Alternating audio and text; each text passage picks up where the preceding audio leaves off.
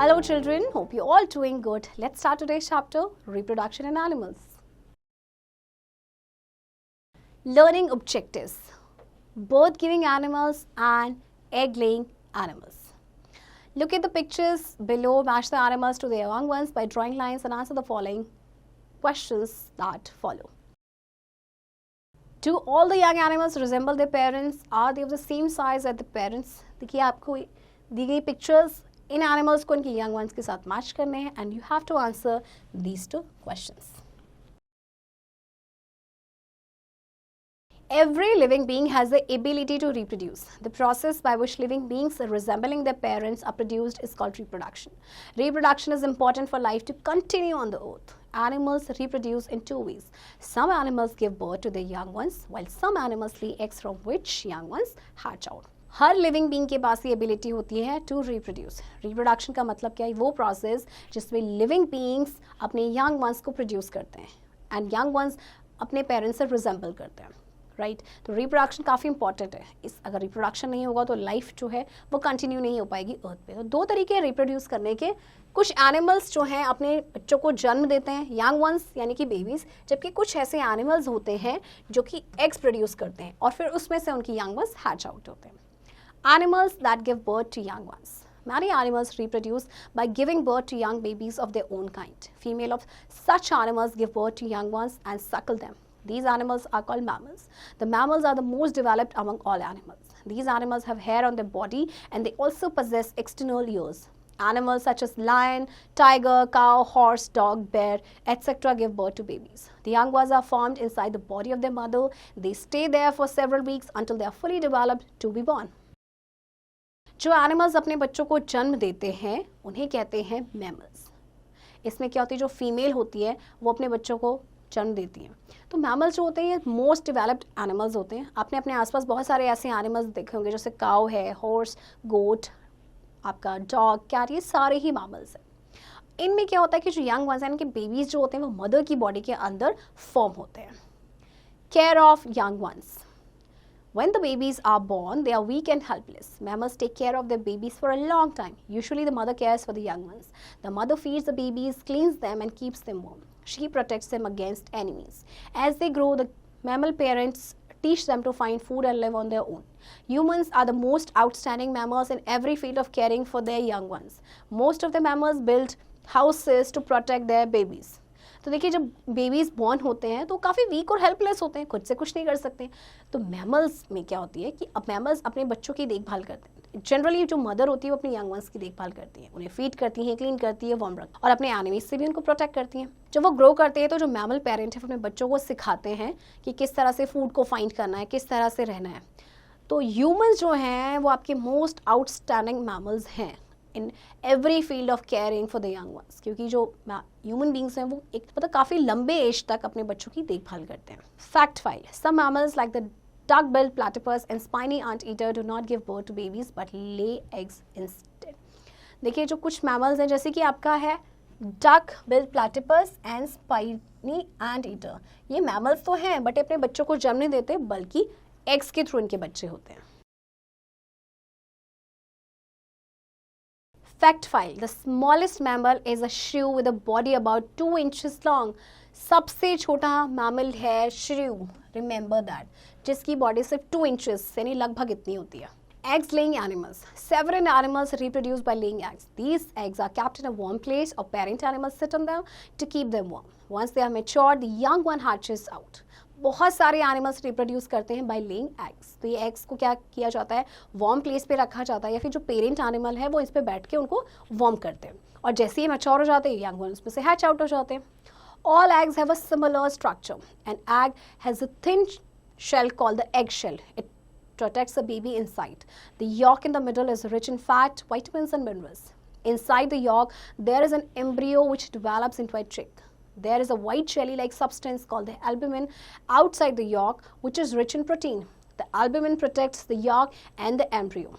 The air sac has air through which the embryo breathes while it is inside the egg.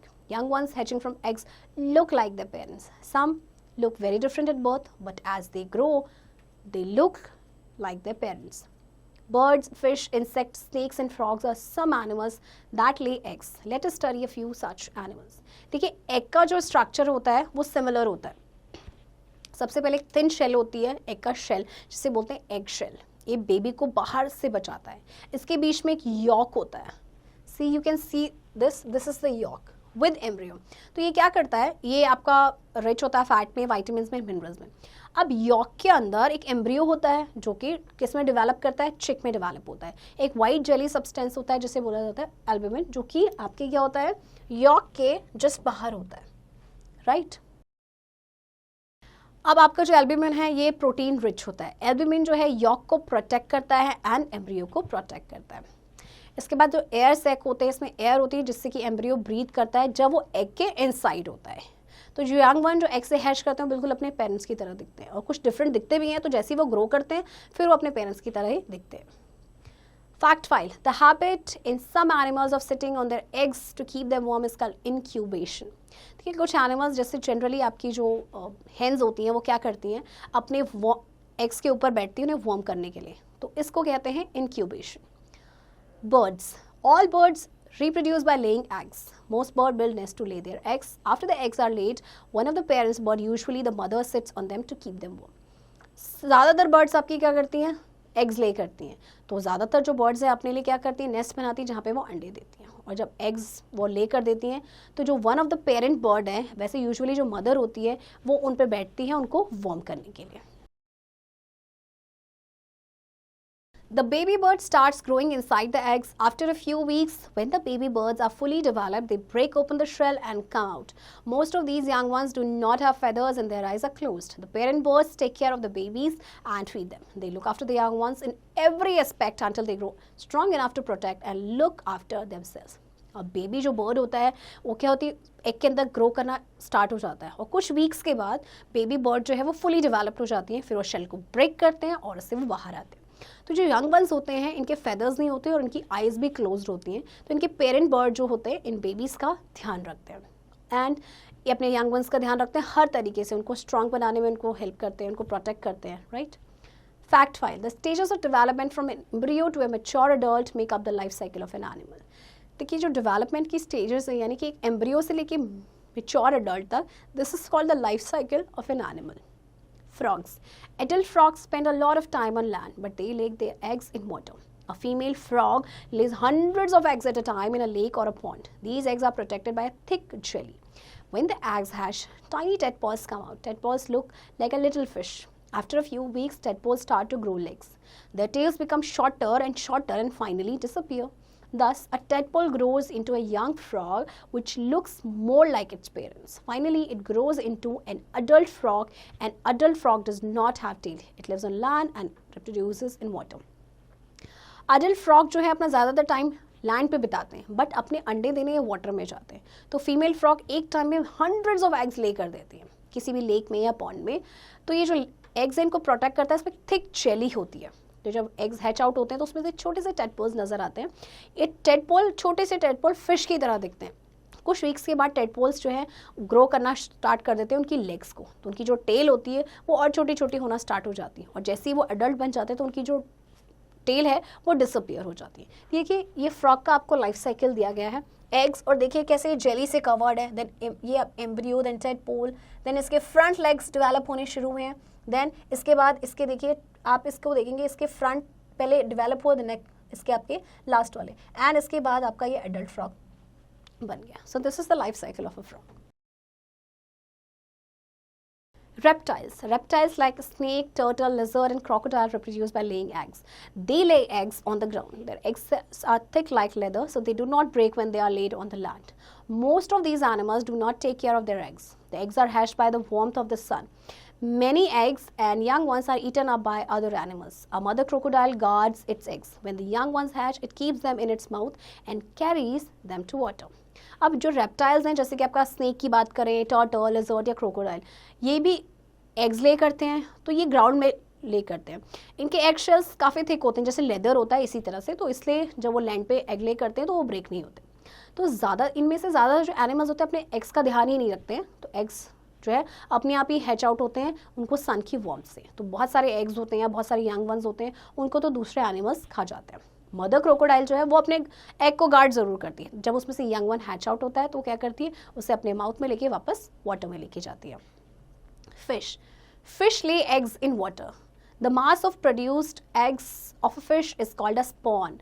Fish eggs do not have shells. They are covered with a kind of jelly that protects them from water. Out of thousands of eggs, only a few hundreds develop into young fish. Bigger fish eat up many eggs and young fish. Only a few of them grow to become adult fish. Fish जो है पानी में आपको egg देती है और एक time पे वो बहुत सारे थाउजेंड्स ऑफ एग्स प्रोड्यूस करती है, लेकिन उन 1000 में से कुछ ही 100 में से उसकी यंग फिश निकल पाती है। क्यों ऐसा क्यों होता है? क्योंकि जो बड़ी फिशेस होती हैं उनके एग्स को खा जाती हैं, या फिर जो छोटी छोटी फिश यानी यंग फिश होती है उन्हें खा जाती है। तो उनमें से कुछ ही फिर एडल्ट फिश बन पाती हैं। Insects. All insects lay eggs. Some insects like grasshoppers and cockroaches pass through 3 stages in their life cycle. Some insects like houseflies and butterflies pass through 4 stages in their life cycle. अब insects भी egg less करते हैं। कुछ insects होते हैं जैसे कि अगर हम ग्रास होपर या कॉकरोचेस की बात करें तो ये 3 स्टेजेस से गुजरते हैं, जबकि बटरफ्लाइज एंड हाउस फ्लाइज ये 4 स्टेजेस से पास थ्रू होती है। The life cycle of a cockroach.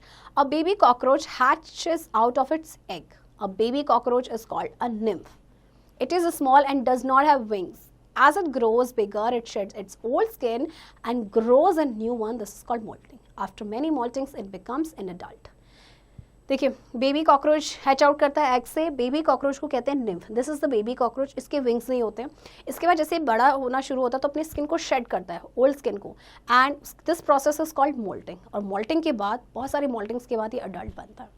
Fact file: the larva of A housefly is called maggot. Housefly के लार्वा को मैगॉट कहते हैं। The life cycle of a butterfly. Butterfly lays eggs on leaves, then they fly away. The young ones that hatch out of these eggs are called larvae. The larva of a butterfly is called a caterpillar. It eats leaves and grow very fast. A caterpillar makes a cocoon or case around itself. Now it is called a pupa. Inside it, the caterpillar keeps changing. In a few weeks, it comes out of the cocoon. The caterpillar has now changed into a beautiful butterfly. अब देखिए butterfly की life cycle कहाँ से शुरू होती है? वो अपने एग्स देते हैं लीव्स पे और उसके बाद दे फ्लाई अवे। तो यंग वंस जो होते हैं, जो एग्स में से हैच आउट करते हैं, उन्हें बोलते हैं लार्वा। वैसे जो लार्वा होता है बटरफ्लाई का, उसे कैटरपिलर भी कहते हैं। ये लीव्स खाता है और बहुत जल्दी से ग्रो कर जाता है। कैटरपिलर एक कोकून बनाता है, यानी केस बनाता है अपने अराउंड, जिसको प्यूपा कहते हैं।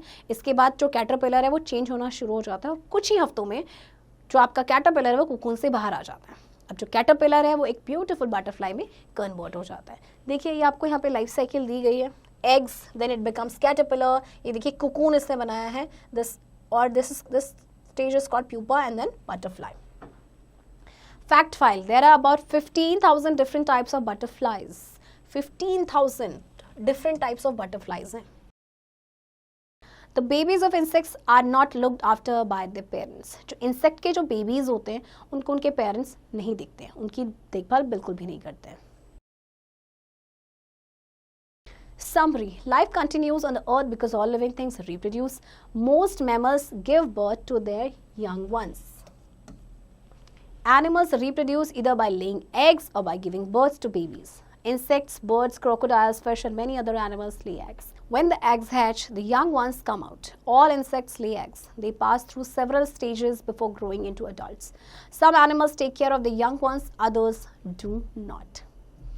ज़्यादातर एनिमल्स जो हैं, सभी एनिमल्स रिप्रोड्यूस करते हैं। ज़्यादातर मैमल्स जो हैं वो क्या करते हैं, अपने बच्चों को जन्म देते हैं। एनिमल्स रिप्रोड्यूस करते हैं 2 तरीके से, इधर दे विल ले एग्स और they will give birth to their babies. Okay, तो बहुत सारे ऐसे एनिमल्स हैं जो एग्स प्रोड्यूस करते हैं और बहुत सारे ऐसे एनिमल्स हैं जो अपने बच्चों को जन्म देते हैं।